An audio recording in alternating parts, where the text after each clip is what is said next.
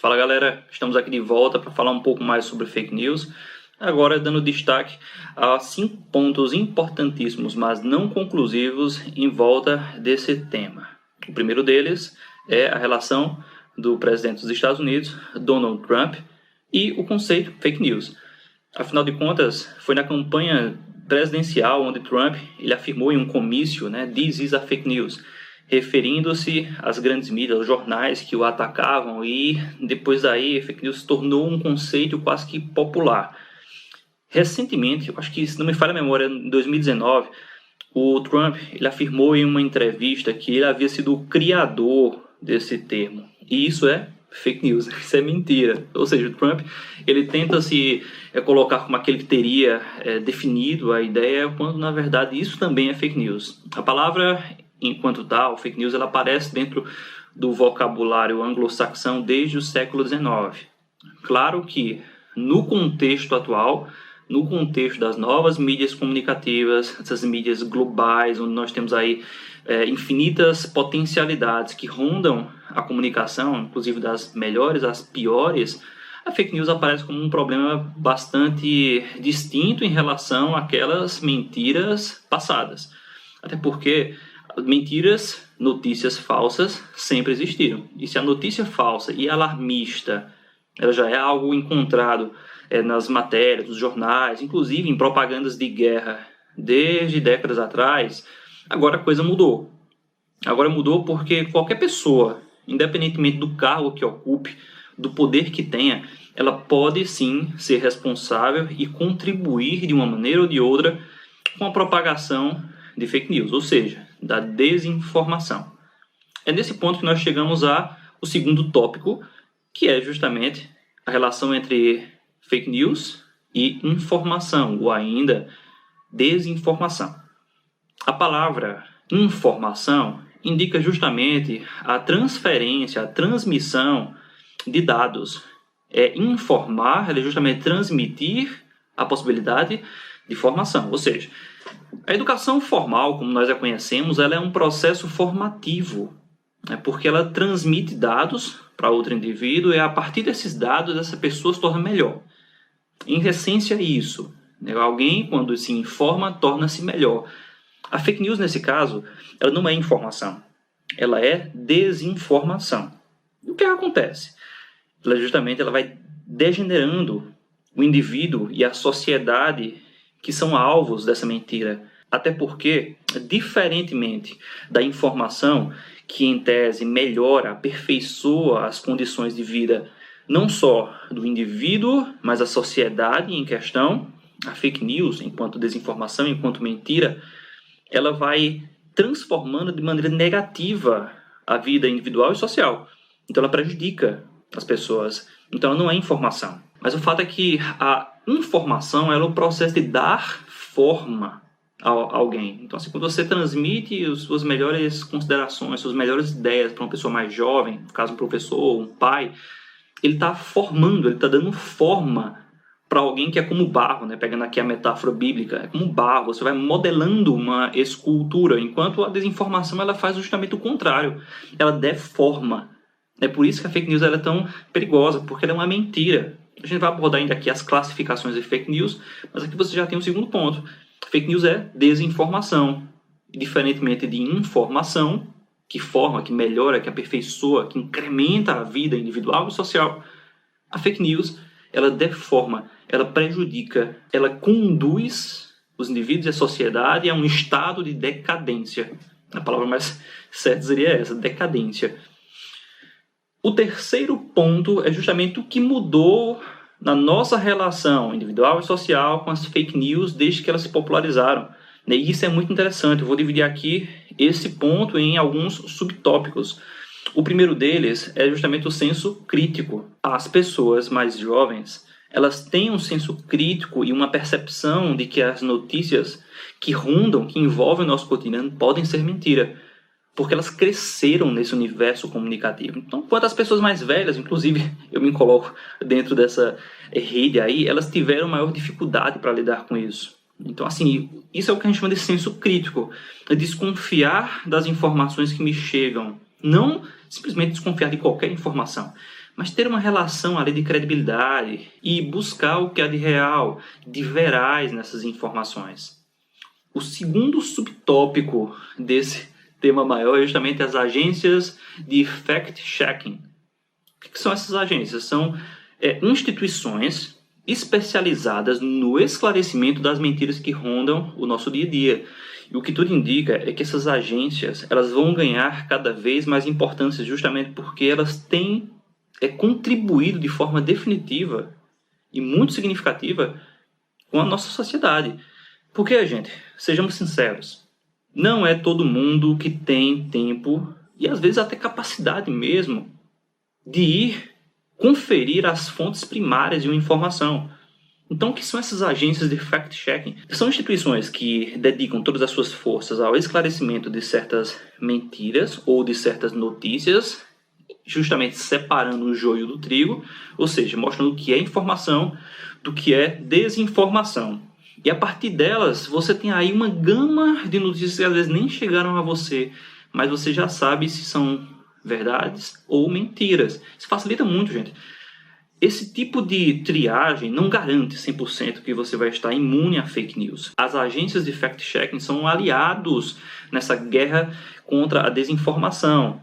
Então é aquele tipo de coisa, nunca existe 100% de garantia em nada, até porque alguma informação ela pode ter sido manipulada desde o seu princípio, a gente não ter acesso à veracidade da coisa. Às vezes uma coisa foi omitida, ela foi reinterpretada, mas ainda assim são importantes para a nossa sociedade. Tem exercido uma contribuição definitiva para o progresso da sociedade. O terceiro subtópico é a revitalização das grandes mídias comunicativas, ou seja, dos telejornais, como agentes de responsabilidade, como agentes protagonistas na transmissão da informação. Porque ao longo dos últimos anos, na verdade das duas, três últimas décadas, houve um sentimento de desconfiança generalizada da parte da população em relação aos jornais, as grandes mídias comunicativas, como sendo interesseiras, como sendo responsáveis por esconder certas notícias. E essa desconfiança é legítima. O problema é quando essa desconfiança ela se transforma em uma descrença gratuita que me guia, que me coordena simplesmente onde eu quero chegar. Onde eu quero chegar. Isso aí é um perigo, é o que a gente vai chamar de pós-verdade. É pensar que aquilo que eu quero, aquilo que eu desejo, aquilo que eu tenho medo é real, simplesmente porque eu sinto. É o que a gente chama de pós-verdade. É a suposição de que o que eu penso é real e de que a verdade está alinhada àquilo que eu penso, né? Quando não é. Então o que a gente tem visto nos últimos anos é uma certa revitalização dessa credibilidade dos telejornais na transmissão de informações. Justamente por quê? Por piores que sejam, em termos de omissão de informação ou de reinterpretação de certos dados, segundo os objetivos dessas empresas, eles ainda lutam por credibilidade. Então, um jornal como o Jornal Nacional, ou os telejornais da Record, da Band, por piores que possam ser, eles sempre vão evitar propagar mentiras deslavadas ou vão fazer com muita prudência. Então, confiar em um youtuber qualquer que não tem informação em qualquer coisa e confiar numa matéria de um jornal hoje em dia é muito claro que você deve confiar na matéria do telejornal, porque existe toda uma equipe ali por trás, diferente. E o jornal ele pode e deve ser responsabilizado pelas mentiras que eventualmente propagar. E a população faz, e juridicamente ele faz. O problema é que às vezes o YouTube ele não é penalizado. Aqueles que propagam mentiras no dia a dia, na internet, no YouTube, em outras mídias sociais, em outras redes sociais, eles não são responsabilizados. O quarto tópico dentro dessa discussão é justamente o senso reflexivo, que a gente vai chegar agora na pós-verdade, que é desconfiar de si mesmo. Saber que às vezes nós temos certos medos, preconceitos e ideais que quando são projetados nas notícias, nas informações que nos chegam, ou nas desinformações que nos chegam, a gente acaba dando vazão a tudo isso.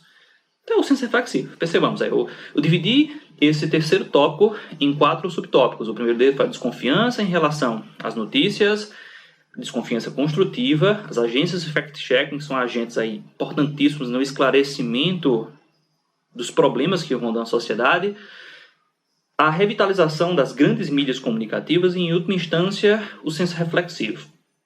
São 4 subtópicos dentro desse terceiro ponto. Vejamos então o quarto ponto, seria a classificação das fake news dentro de uma gama de possibilidades. Olha que coisa interessante. A primeira delas é o repasse por inocência. Quando você recebe alguma matéria, algum vídeo, algum meme, por assim dizer, e você repassa, você compartilha aquilo ali, inocência.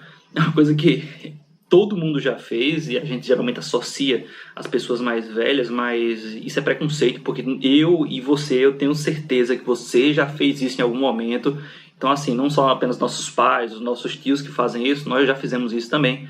Então é muito perigoso, porque às vezes, justamente por causa dos nossos preconceitos, dos nossos medos, dos nossos ideais, a gente repassa uma mentira e às vezes não se dá conta que essa mentira pode ter consequências na vida de outra pessoa. A mentira não é neutra, a gente já falou sobre isso. Mentiras não são neutras, mentiras têm consequências. A apuração incompleta, quando você vê uma matéria, apenas uma partezinha dela e já toma aquele título, o subtítulo dele como verdade e simplesmente sai passando ali a informação, ponto pacífico.